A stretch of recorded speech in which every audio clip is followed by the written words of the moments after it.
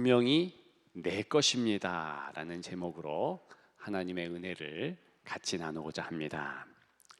내 것인데 내 것이라고 말로 못하는 사람들이 있습니다. 이들이야말로 최고로 불쌍한 사람들 아니겠습니까? 소설 레미제라블의 코제트 같은 아이가 대표적입니다. 이 아이는 여관 주인 부부에게 맡겨졌습니다. 아빠도 있지 않아요. 사정이 여의치 않아서 함께 살 수 없는 엄마가 그렇게 부탁한 터였습니다. 모든 것을 요구하는 대로 다 주었고 이후에 비용도 다 되었습니다. 방값, 교육비, 식비, 간식비, 심지어는 옷가지조차도 다 제공했던 것이지요. 그런데 모두 빼앗깁니다. 보내지는 족족 전달되지 않습니다. 혜택과 수혜는 역시 없었습니다. 아이는 식모처럼 일을 해야만 했고 그렇게 저열한 식사, 좋지 않은 잠자리를 제공받았을 뿐입니다. 한 번은 좋은 드레스가 보내졌습니다. 하지만 비슷한 또래의 주인 딸에게 입혀진 것입니다. 그 입은 드레스를 보면서도 자기 것인데 자기 것이라고 말할 수 없는 것, 불쌍한 모습 아니겠습니까? 비참한 그런 모습 아니겠냐고요. 그렇습니다. 이것이 참으로 불쌍한 모습의 절정이지요. 그런데 나중에 이 코제트가 내 것입니다 라고 당당하게 말할 수 있는 물건을 갖게 됩니다. 예쁜 인형인데요, 여전히 그 감옥 같은 여관에 있는데도 불구하고 그럴 수 있었습니다. 코제트를 동정하는 장발장이라는 인물이 사준 것이지요. 그리고 그렇게 소유할 수 있는 인형을 기점으로 해서 많은 것을 점점 더 소유하게 됩니다. 마지막에는 사랑하는 아버지까지 있는 그런 귀한 딸이 된다. 그것이 레미제라블의 이야기입니다. 사실 이런 코제트, 그리고 그 아이를 동정하는 주인공 장발장 등 이 레미제라블에 나오는 사람들은 모두 그와 같이 불쌍한 사람들이었습니다. 근데 당연해요. 왜 그러냐 하면 이 레미제라블이라는 뜻 자체가 불어로 불쌍하고 비참한 사람들이라는 의미이기 때문에 그렇습니다. 오늘 본문의 배경에는 원조 레미제라블이 자리합니다. 불쌍하고 비참한 사람들, 그들은 이스라엘 백성들이었습니다. 원래는 흉년 때문에 애굽에 잠시 머물려 한 귀빈들이었습니다. 괜찮은 사람들이었죠. 그러나 긴 시간, 약 한 430년이라는 시간이 지나면서 노예로 전락했습니다. 내 것을 내 것이라고 할 수 없는 이들이 되었지요. 그들의 모든 것은 합법적으로 애굽의 것이었습니다. 바로 왕이 너희들이 가지고 있는 모든 소유를 다 달라, 그러면 줘야만 하는 노예에 불과했습니다. 불쌍한 자들의 대표격은 아론이라는 인물이었습니다. 오늘 본문에도 나오고 있지요. 모세와 아론을 불러 그랬습니다. 물론 모세도 불쌍하고 비참한 사람이지요. 그럼에도 불구하고 친형 아론과 비교할 수 없습니다. 왜요? 이 모세는 그래도 약 40년을 미디안 광야에서 자유인으로 살았습니다. 그런데 형 아론은요, 83년간을 꼬박 노예의 신분으로 그렇게 살았다는 것입니다. 이 둘이 대담하게 바로라는 임금 앞에서 우리 백성을 보내주시오 하며 10가지 재앙을 일으키는 그러한 내용, 초반 7장부터 우리가 읽어보면 우리 눈길을 끄는 그런 어귀들이 나옵니다. 그것은요, 모세는 80세였고 아론은 83세였다라고 말하는 출애굽기 7장 7절의 내용입니다. 그 배경을 제가 한 번 더 말씀을 드리면, 아론이야말로 83년을 꼬박 노예로 지냈다, 그런 강조라는 것입니다. 따라서 아론에게 있어서 오늘 본문은 짧지만 무척 긴 여운을 담고 있습니다. 이렇게 시작하는 본문 아닙니까? 바로가 사람을 보내어 모세와 아론을 불렀다. 아론은 비록 지금은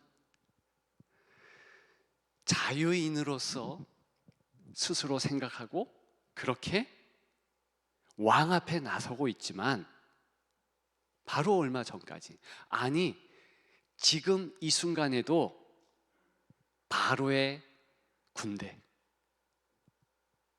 애굽 사람들 자유인으로 인정하지 않고 노예로 생각한다는 것입니다. 그런 상황에서 부름을 받았다, 얼마나 마음이 쫄리겠습니까? 무섭겠습니까? 두렵겠습니까?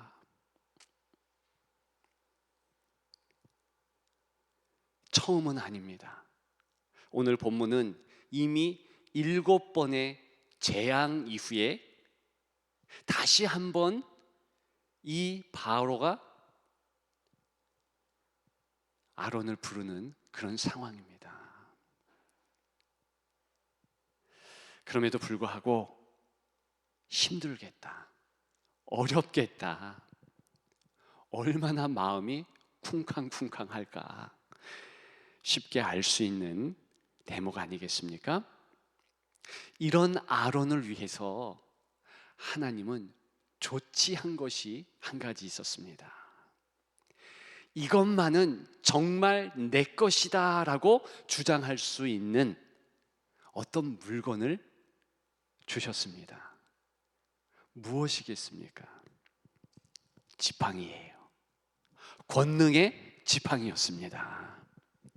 우리는 동생 모세가 하나님을 만나게 되는 그런 대목을 잘 압니다. 먼저 모세를 불렀잖아요. 하나님께서 모세를 부르셨습니다. 그런데 이 모세 보십시오. 맹랑하게도 하나님의 준엄한 명령을 따르려 그런 마음을 갖지 않습니다.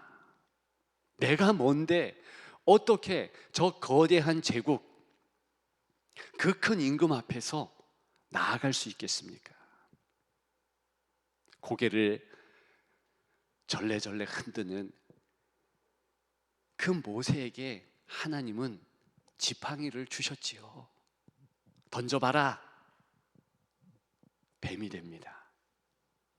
그 꼬리를 잡으니까 다시 지팡이가 됩니다. 권능의 상징이었습니다. 그런데 아론에게도 지팡이를 주셨다라는 내용은 우리가 쉽게 간과합니다. 얼마나 중요한 내용인지 몰라요. 그리고 이 두 사람을 바로 왕 앞에 내어 보낼 때 아론이 똑같이 자신의 지팡이를 던져서 뱀을 만들고, 그리고 그 뱀이 다시 지팡이로 되는 그런 이적을 행하게 하셨습니다. 왜 그렇게 하셨을까? 조금 이따 살펴보겠지만 아무튼 성경은 아론의 지팡이에 주목하라라는 그러한 우리의 관심을 기울이게 하면서 계속해서 아론의 지팡이에 눈길을 끌도록 합니다. 둘째 재앙, 셋째 재앙, 이 아론이 지팡이를 쭉 뻗어서 행했다고 강조합니다. 따라서 모든 10가지 재앙을 보게 되면 비록 모세가 그의 손에 지팡이를 쥐고 행했다 할지라도 같이 아론 또한 지팡이를 짚고 행했다, 그것을 알 수 있습니다. 이 아론의 지팡이는요, 후에 어떤 사건을 통하여서 싹이 나게 됩니다. 아론의 싹난 지팡이 많이 들어보셨지요? 그리고 지성소에 보관되는 보물이 됩니다. 만나 항아리와 그리고 십계명, 두 돌판, 이것과 더불어서 이스라엘 백성들에게 보물 중에 보물, 하나님의 보물 또한 된다는 것이지요. 어거스틴은 그 지팡이는 하나님의 나라를 상징한다고 했습니다. 초대교회 성도들도 다 그런 마음을 가지고 아론의 지팡이에 주목했습니다. 어거스틴은 더 나아가서 왜 지팡이가 던져져서 뱀이 되었는가? 이 뱀은 죽을 운명을 상징한다. 하나님의 나라가 이 땅에 거하면서 그 죽을 운명을 취한다, 이긴다. 따라서 아론의 지팡이야말로 승리의 상징이다. 초대교회 성도들은 그것과 더불어서 이 아론의 지팡이는 십자가라고 여겼습니다. 왜냐? 곧 이스라엘 백성들이 출애굽을 한 이후에, 홍해가 갈라져서 광야로 들어간 이후에 어떤 사건 때문에 그렇지요. 여전히 목이 곧은 백성 이스라엘은 하나님 앞에 불평불만을 하잖아요. 그때 하나님의 심판이 내려집니다. 불만하지 마, 불평하지 마. 그런 의미로 불뱀이 나타나서 물잖아요. 치유의 방편을 또 하나님이 마련하십니다. 놋으로 뱀의 형상을 만들어라. 그리고 지팡이와 같은 막대기로 높게 치켜 올려 들어라. 그것 보면 산다. 치유의 방편인 놋뱀을 주시잖아요. 따라서 이 아론의 지팡이는 십자가까지도 연결되는 것입니다. 가장 중요한 점이 있습니다. 사실 루터의 말대로 하나님 자신이 우리의 것이 되었기 때문에 아론 손에 쥐어든 이 지팡이는 예수 그리스도 자신을 상징한다는 것입니다. 우리는 이 부분에서 놀라는 마음을 금하지 못할 수도 있습니다. 어찌 높으신 하나님께서 천하고 천한 노예의 손에 한 소유물이 될 수 있는가? 그런데 성경은요, 그 부분에서 자명하게 말합니다. 하나님은 아브라함에게 나는 내 방패여 너의 지극히 큰 상급이라 했습니다. 그것을 원어적으로 말씀드리면 나는 너의 것이다, 그렇게 말한 것입니다. 소유물이라는 거예요. 우리는 애인 간에, 사랑하는 사람 관계에서 어떤 때는 장난처럼 나는 네 거야, 그렇게 말하는 것을 들었고 했을 수도 있습니다. 그런데 우리 하나님은 정말로 내가 너의 소유된다. 예수 그리스도를 통하여서 나는 정말 너의 상급, 너의 방패가 되고 싶다, 너의 소유물이 되고 싶다, 그렇게 말한 것입니다. 그것이 가능한 것이 성경에 나오는 하나님과의 연합이에요. 그저 하나님이 우리 마음에 좌정하신다는 것이 아니라 하나님은 우리를 소유하시고 하나님은 우리의 소유물이 된다, 그런 의미를 말하는 것입니다. 그렇고 보면 예수 그리스도 때문에 오늘 본문의 배경이 된 10가지 재앙은 축복이 될 수 있습니다.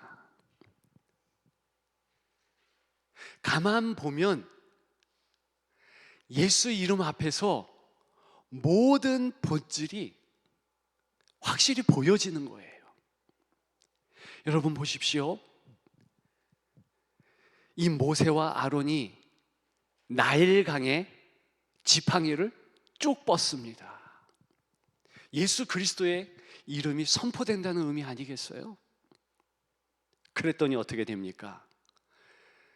첫 번째로 나일강에 이 풍요의 상징인 물이 피로 변해요. 그리고 두 번째로 개구리가 나옵니다. 뭘 의미하겠습니까? 예수 이름에 대어보니 우리가 풍요라고 생각했던 것들이 실상은 영혼을 좀먹는 것이다. 피, 죽음이라는 뜻입니다. 죽음을 가져오는 것이다. 아무리 풍요로운 나일강, 어찌 그것이 신이 되겠습니까?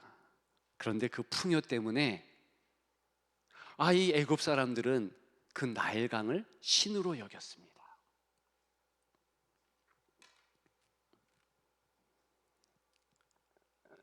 정말 섬겼어요. 아무것도 아닌데. 우리 또한 애굽 같은 세상에 살면서 무슨 마음을 갖습니까? 풍요가 신이 되는 거예요. 좋다. 좋다. 이 육신의 좋은 것을 자랑하고 또 자랑하고 취하려고 마음을 다 쏟게 되는 것이지요. 근데 바로 그곳에 예수 이름을 들이대니 그것은 죽음, 힘든 고난, 아픔, 상처 뿐이었더라. 많은 애굽을 향한 재앙들이요, 다 그런 내용입니다. 몇 가지만 더 살펴볼까요? 오늘 본문이 나오고 있는 이 9장에 7번째 우박이라는 이 재앙, 이 땅에 완전 농작물의 씨를 마르는 거거든요. 얼마 전에, 며칠 전이네요, 호주에 수백 마리의 물고기가 하늘에서 떨어지는 그러한 사건이 있었습니다. 뉴스 보신 분도 계시지요? 그런데 보니까 500km 떨어진 한 강에서 그 물고기들이 온 것이래요. 2, 3년 전에는 950km에서 떨어져 있는 그런 곳에 물고기를 또 운반해서 하늘에서 떨어지는 그런 역사가 있었다 하지요. 그런 뉴스를 접하면서 그런 생각했습니다. 이야, 하나님은 광야에 메추라기 떨어지게 하는 것은 그건 일도 아니겠다, 그런 마음 가졌습니다. 근데 보십시오, 그럼 물고기가 떨어져서 아이들은 그 얼어있는 물고기 가져와서 살려 어항에 넣고, 또 어떤 배고픈 이들은 먹게 되고, 이렇게 재밌는 자연현상으로 끝나면 좋겠는데 완전 반대 아니겠어요? 우박이 떨어진 거예요. 뭘 이야기합니까? 만일 예수 그리스도께서 이 땅을 다스리고 통치하지 않으면 이 땅은 질서 자체가 없어진다는 거예요. 누가 밤과 낮을 관장하는가? 누가 온 우주를 특별히 만유인력과 같은 법칙에 따라서 정교하게 움직이게 하는가? 하나님 아버지라는 것이지요. 하나님 아버지의 만져주심이 없으면 이 땅은 엉망이 되는 거예요. 당연히 우박이 떨어지고 아비규환이 되는 것입니다. 7번째, 8번째, 9번째 재앙은요, 흑암이 깃드는 거예요. 10번째 무엇입니까? 장자가 죽는 것입니다. 그러면서 실제로 예수 그리스도께서 이 땅에서 죽는 그런 십자가의 모진 심판의 역사가 있었지 않았습니까? 그런데 성도들에게, 예수의 사람들에게는 그것이 기쁜 소식이었습니다. 십자가에 달리신 예수님의 피보혈이 우리를 살렸다. 아론과 같이 참으로 노예의 생활로 살아가고 있는 이들에게도 이 지팡이는 곧 오실 메시아의 상징이었으며, 그 지팡이를 통해서 하나하나 놀라운 깨달음, 은혜, 감격을 맛보게 하셨습니다. 저는 특별히 5번째, 6번째 이 재앙도 참 의미가 있다 싶어요. 특별히 6번째 그 재앙은요, 몸에 이 좋지 않은 종기가 나는 거예요. 악성 종기. 뭘 의미합니까? 바로 우리 마음에 그와 같은 상태라는 것입니다. 그냥 두면 죽을 수밖에 없는 상태, 부패한 이 인생의 본성, 그것을 어떻게 스스로가 치유하겠습니까? 예수 그리스도 외에는 치유자가 없는 거예요. 그리스도를 보내셔서 아버지 하나님께서 깨끗하게 마치 어린아이 피부와 같이 우리의 영적 상태를 만들어 주셨습니다. 오늘 본문을 다시 한번 주목하겠습니다. 바로가 뭐라 그럽니까? 여호와는 의로우시고 나와 나의 백성은 악하도다. 말씀드렸습니다. 7번째 재앙이 임한 이후에 할 수 없이 이런 고백을 했다. 그렇다면 그것도 이 죄인이며 마귀의 상징인 바로의 입에서 나온 고백이니 불완전한 고백입니다. 실제로요, 하나님은 의롭다, 나와 내 백성은 죄를 지었다, 바로 그것을 바꿔버립니다. 번복하지요. 그러면서 계속해서 완악한 마음으로 하나님 앞에 나오게 됩니다. 그럼에도 불구하고 이 불완전한 고백, 이것은 큰 의미가 있습니다. 왜냐? 성경은 이 말이 귀하다는 거예요. 점점점 이 불완전한 이 고백이요, 완전한 사실, 진리로 됩니다. 이스라엘 백성들이 경험하면서